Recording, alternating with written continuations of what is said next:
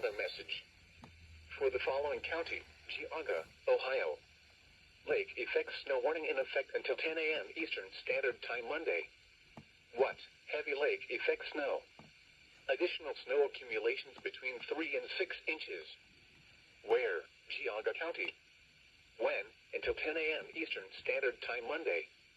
Impacts, roads, and especially bridges and overpasses, will likely become slick and hazardous.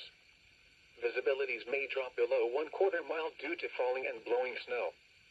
Whiteout conditions are expected and will make travel treacherous and potentially life-threatening. If you must travel, keep an extra flashlight, food, and water in your vehicle in case of an emergency.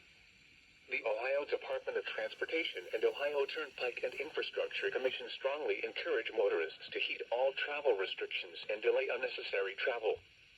Visit www.ohgo.com for the latest travel, roadway, and traffic conditions.